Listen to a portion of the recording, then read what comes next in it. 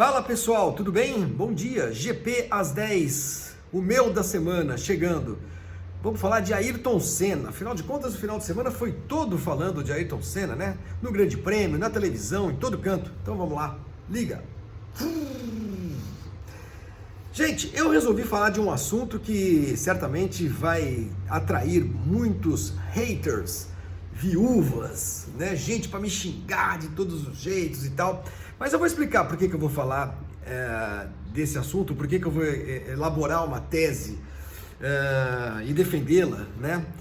E que vai despertar tanto ódio das pessoas. Porque no Twitter, neste fim de semana, eu não vou lembrar exatamente qual era o assunto em discussão, o meu amigo Vitor Martins, que inclusive é o nosso chefe no Grande Prêmio, comentou alguma coisa relativa à qualidade dos pilotos, né, que estavam em 1988 disputando o Campeonato Mundial, porque a Rede Globo mostrou o Grande Prêmio do Japão de 88, né, a vitória do Senna e a conquista do primeiro título, depois ele patinar lá, ficar na largada, não patinou não, na verdade o motor apagou, ele ficou, caiu lá para 16º, se recuperou lindamente, ganhou a corrida e ganhou o campeonato, muito bem. E aí alguém, acho que estava discutindo sobre as facilidades que ele teve para passar todo mundo, chegar no Prost, ganhar a corrida, e o Vitor soltou uma frasezinha assim, mas o grid também não era lá essas coisas, né? Não sei se com essas palavras exatamente, mas aquilo me fez pensar, assim, puxa vida, é verdade, corria naquela época lá que todo mundo fica falando que o Senna foi campeão em cima dos melhores do mundo e tudo mais. E aí vem a outra discussão. A primeira é o grid, a qualidade do grid, né? Dos pilotos da época. A outra discussão é exatamente essa. Os cenistas mais eloquentes, por assim dizer, costumam dizer que o Senna foi campeão em cima de todo mundo, dos melhores. Ganhou do Prost, ganhou do Mansell, ganhou do Piquet, ganhou do Schumacher, ganhou do Lauda, ganhou do sei quem, blá, blá, blá, blá, blá. E que o Schumacher, por exemplo, foi campeão sem ganhar de ninguém, correu sozinho. E que o Hamilton também corre sozinho. E que o Vettel, mesma coisa. E que esses títulos, se você somar todos, eles não têm o valor de um título do nosso Ayrton. Gente, é uma baita besteira isso. Mas não é só uma baita besteira do ponto de vista do achismo, é uma baita besteira do ponto de vista factual também. Eu arriscaria dizer e direi que quem ganhou de ninguém, na verdade, quem correu contra ninguém, foi o Senna. E vou explicar por quê. Calma, não precisa ficar nervoso, ninguém precisa vir aqui com uma bazuca querendo explodir o meu apartamento. Não, calma. Antes um parênteses. Eu tava também nesse final de semana, como foi o aniversário da morte do Senna e tal, a coisa que a gente mais recebe em grupos de WhatsApp, ainda mais a gente que corre como eu, então tem o pessoal lá que corre com a gente e tal, é vídeo do Senna dirigindo on-board, né? Aí, aquele de Mônaco, por exemplo, um on-board de Mônaco, olha que coisa incrível, ele trocava marcha com a mão, olha que coisa incrível, ele não tinha nenhuma ajuda eletrônica, olha que coisa incrível, ele fazia curva e não sei o que, me acelerava e freava e tal. Eu lamento dizer a todos que ele não era o único piloto que fazia isso, não é que os outros todos tinham ajuda eletrônica, câmbio automático, freio ABS, direção hidráulica, e somente ele, Ayrton Senna, este Deus irreparável, era o único a quem o destino obrigava a correr engatando a marcha e sem direção hidráulica, e que naquela época que era difícil. Gente, todos os pilotos da Fórmula 1 naquela época dirigiam carros desse jeito, da mesma maneira. E muitos ganhavam do Senna, inclusive, quer dizer, era bem diferente de hoje, claro que era bem diferente de hoje. Mas eu quero insistir num ponto, não era só o Senna que guiava carro de Fórmula 1 naquela época, né? E não era só ele que ganhava a corrida, inclusive. O cara da Rial lá atrás fazia a mesma coisa, câmbio na mão, direção dura, não sei o que, e ficava 3, 4 segundos atrás, ou sei lá o que. Aí o cara da Benetton, sei lá, o Patrese, o Butsen, guiavam carros que eram chucros como aquele da McLaren, da mesma forma, e às vezes andavam na frente, se classificavam na frente, ganhavam corrida, andavam perto. Então, assim, não é um monopólio da virtude para o senhor Ayrton Senna, óbvio que não há. entendeu? Todos os pilotos daquela época dirigiam carros parecidos, né? Que não tinham a ajuda eletrônica que tem hoje. De fato, hoje parece um pouco mais fácil guiar, menos trabalhoso guiar um carro de Fórmula 1, quando você vê as câmeras on-board, as pistas são mais lisinhas, não são tão onduladas, o cara não precisa trocar de marcha e tal. Compensação, tem lá 300 botões, o cara precisa ficar mexendo, deixa aqui, mexe ali, papapá. Até o grau de dificuldade é o mesmo. Só é diferente o tipo de dificuldade, né? Mas o grau de dificuldade para guiar um carro de corrida, um carro de Fórmula 1, em 1960, 70, 80, 90, 2000, 2010, 2020, é a mesma coisa, é difícil para burro. E os carros acompanham a evolução tecnológica e os pilotos também acompanham essa evolução. Então, vamos parar com essa história de achar que só o Senna trocava de marcha. Não, porque parece, às vezes você vê assim, não, olha só, mas o Senna trocava de marcha. Mas não era o Senna que trocava de marcha. O Mansell trocava de marcha, o Prost trocava de marcha, o Berger, o Patrese, o Boutsen, todo mundo. O Piquet e por aí vai. Bom, agora fecho parênteses e eu vou defender a minha tese. Senna correu contra ninguém. Vamos lá. O Ayrton ganhou 3 títulos mundiais, em 88, em 90 e 91. Sendo que em 1988, eu vou ficar nos títulos, na verdade eu vou ficar com o período do Senna na McLaren, tá? De 80, que ele efetivamente disputou título, né? De 88 até o tricampeonato em 91. 92 ele já não estava na briga pelo título, a gente tinha uma Williams muito melhor. Em 93 a mesma coisa, e em 94 ele acabou morrendo na terceira corrida. Bom, 88, vamos lá. O Senna ganhou de todo mundo, ganhou do Piquet, ganhou do Prost, ganhou do Mansell, ganhou do... Bom, vamos lá, ganhou do Piquet, verdade. Piquet estava em 1988, eu vou olhar para baixo aqui de vez em quando porque eu tenho os números, tá? O Piquet estava correndo pela fortíssima Lotus, que terminou o campeonato mundial na 4ª posição com 23 pontos, tá? A McLaren do Senna foi campeã com 199. A McLaren ganhou 15 das 16 corridas, só perdeu o Grande Prêmio da Itália porque o Senna bateu no Schlesser, que era retardatário da Williams, estava substituindo o Mansell, ia ganhar a corrida, bateu, acabou caindo no colo do Gerhard Berger, da Ferrari, então da Ferrari, a única vitória não McLaren em 1988. A McLaren fez 15 das 16 poles. A McLaren fez 199 pontos, e se você somar todas as outras equipes que pontuaram no campeonato, do 2º ao 9º colocado, ao 10º colocado, perdão, essas 9 equipes, juntas fizeram 201 pontos. Ou seja, a McLaren fez 199 e todas as demais fizeram 201. Dá para dizer que o Senna correu contra o Mansell? Dá para dizer que o Senna teve como adversário o Piquet? Não dá, gente. Não dá. É mentira, é desonestidade. Mas teve o Prost. Verdade, verdade. O Prost era bicampeão do mundo. Só que o Prost só não foi campeão porque o regulamento da época previa descarte. O Senna, em 88, fez 94 pontos, se somar todos. E acabou com 90, contando os descartes. O Prost fez 105, 11 pontos a mais. Só que ele teve de descartar 18. Porque variam os melhores resultados e tal, tinha de descartar alguns resultados. Ele descartou 18 pontos, 3 segundos lugares, o Prost descartou. Então, dizer que o Senna ganhou de todo mundo, atropelou o Mansell, atropelou o Prost, atropelou o Piquet, atropelou não sei quem. O Mansell corria na Williams em 1988, que estava de motor Judd. Tinha sido campeã com o Senna, com o Piquet no ano anterior, 87, mas aí a Honda foi para a McLaren, ficou na Lotus, e a pobre da Williams foi correr o campeonato com o motor Judd. Mansell fez 12 pontos no campeonato. O Senna fez 94, Prost 105, tá? Não os válidos 90 a 87. Mansell fez 12, Piquet fez 22. Sabe quem corria com o Piquet na Lotus? Satoru Nakajima. Sabe quem era a dupla da Williams? Mansell e Brundle. Sabe qual era a dupla da Benetton? Nannini e Boutsen. A Benetton foi a terceira colocada.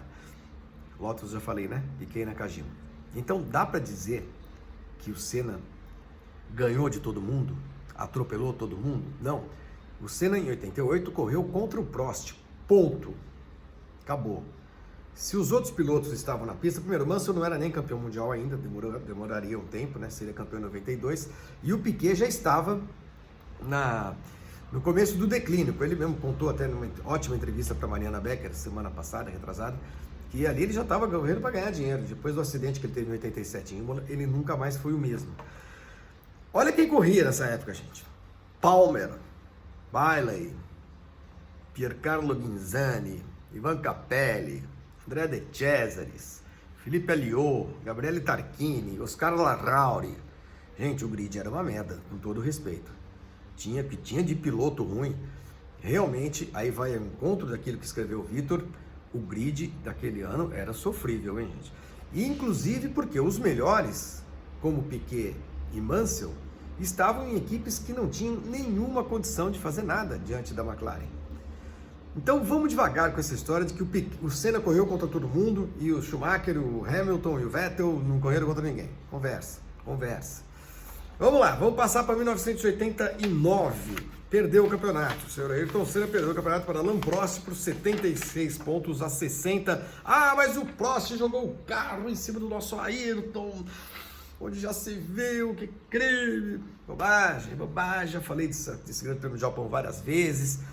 Foi lá tentar defender a posição, se deu mal, o Senna conseguiu voltar a ganhar a corrida, infelizmente, porque foi um espetáculo que ele fez, infelizmente cometeu uma infração, cometeu uma irregularidade, acabou perdendo os pontos e a vitória para o Nannini, da Benetton, e também não seria campeão, porque ele precisava ganhar a corrida seguinte, na Austrália também não ganhou, enfim, tanto que a diferença foi essa, 16 pontos do Prost para o Senna.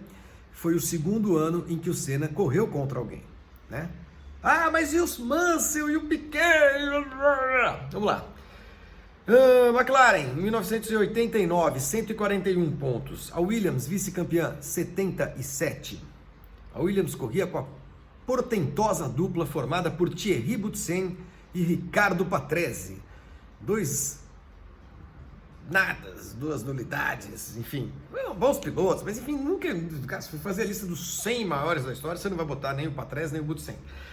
A Ferrari, 59 pontos. McLaren, vou repetir, 141. A Ferrari tinha Mansell e Berger. Mansell um piloto rápido, mas ainda não campeão do mundo. Estamos em 1989. A Lotus do Piquet, outro campeão do mundo que estava em atividade, 15 pontos. Repito, a McLaren, 141 pontos. Daí a gente entende daí a gente conclui que em 1989, de novo, Prost e Senna correram contra ninguém. Correram, na verdade, entre eles, um contra o outro. E dessa vez o Prost ganhou. Tinha perdido o campeonato anterior, mas com mais pontos, e em 89 ganhou o campeonato. 76 a 60. Muito bem. O clima ficou insuportável, chegamos a 1990, Ayrton Senna correndo na McLaren com Gerhard Berger, e Alain Prost foi para a Ferrari correr ao lado de Nigel Mansell, claro, todo mundo se lembra. Muito bem. Senna ganhou de quem esse ano? Ganhou do Berger, que era o companheiro de equipe dele? Claro que não. Berger não fazia sombra, fazia cosquinha na sapatilha do Senna. Ganhou do Piquet, que estava nessa altura na Benetton, né? 1990, da Benetton.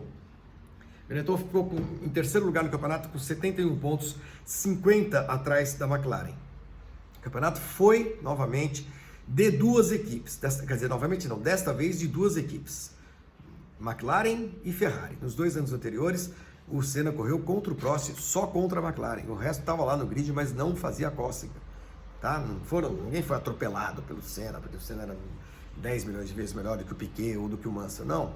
Aconteceu isso porque os dois estavam em equipes que não tinham condição nenhuma de ganhar a corrida. Mas em 90 apareceu um adversário, que foi a Ferrari com o Prost, e a Ferrari acabou fazendo muitas atrapalhadas, acabou dividindo muitos pontos entre o Mansell e o Alain Prost. A Ferrari foi vice-campeã com 110 pontos no campeonato contra 121 da McLaren, aí a gente teve realmente uma disputa. Senna marcou 78 pontos, o seu companheiro Berger 43. Prost foi vice-campeão com 71 e houve o acidente de Suzuka desta vez. Um acidente, de novo, de Suzuka, mas foi o acidente da largada, em que o Ayrton Senna jogou o carro para cima do carro da Ferrari do Alain Prost, e com isso ganhou o campeonato, né? Uma decisão também muito contestada, uma atitude condenável. Ah, mas em 89 ele se vingou. Gente, não, isso aqui não se chama filme, isso aqui não é filme da Disney ou da Pixar, sei lá como é que chama isso, Os Vingadores, não existe isso, estou falando de corrida de carro. E mesmo se ele tivesse achado, mesmo se o Prost tivesse feito alguma coisa errada no ano anterior, não cabe ao outro piloto julgar e se vingar, não é assim que funciona. Desculpem também se os decepciono quando falo isso. Não tinha nada que se vingar de porra nenhuma, conversa fiada de novo. Mas ainda assim ganhou o campeonato, enfim, ganhou, ninguém puniu e tal, beleza, campeão. 1991, finalmente chegamos ao último título do Senna, em que ele teve um monte de adversário. Puxa vida, Prost, Piquet, Mansell. De fato ele teve dessa vez um adversário que se chamou Nigel Mansell em metade do campeonato, porque a primeira metade do campeonato a Williams, já com o motor Renault, só quebrava, só dava problemas, suspensão ativa, testando, desenvolvendo, um monte de coisa que não dava certo, e o Senna foi enfileirando vitória, fazendo os pontos que tinha de fazer, acabou ficando numa situação muito confortável no final do ano e ganhou o campeonato com todos os méritos, 96 pontos contra 72. Esse sim um campeonato que o Ayrton Senna de fato dominou, diante de uma Williams que só foi forte em metade do campeonato, tanto que na classificação nós tivemos 139 pontos para a McLaren, 125 para a Williams, e o resto, bicho, o resto não existiu. A Ferrari ficou em terceiro com 55 pontos e meio, 139 a McLaren. Ferrari do Prost com 55 pontos e meio. Prost foi mandado embora antes de acabar o campeonato, antes da última etapa. A Benetton, quarta colocada, ficou com 38 pontos e meio, quer dizer, 100 pontos atrás da McLaren. Então foi um campeonato disputado entre McLaren e Williams só, e uma disputa entre Ayrton Senna e Nigel Mansell só. Então, gente, isso aí não tira os méritos dos títulos do Senna em 1 centímetro, em nada. A única coisa que a gente constata, vendo esses números, lembrando dos fatos, é que essa conversa, esse lugar comum, esse clichêzão de que o Senna correu contra todo mundo, o Senna atropelou, o Mansell, o Piquet, o Lauda, o Prost, olha os caras que o Senna derrotou, e o Schumacher não ganhou de ninguém, o Hamilton não ganhou de ninguém, o Vettel correu sozinho e tal. É tudo balela, é tudo bobagem. A história da Fórmula 1 é mais ou menos assim. Quando um cara chega e domina um campeonato, em geral, tá? Você não tem 3, 4 adversários, ainda que ótimos pilotos estejam no grid. Pega o grid agora de 2007, 2008 para cá, quando o Hamilton começou a ganhar o campeonato. Olha quem corria. Hamilton, Alonso, depois veio Vettel, Schumacher voltou.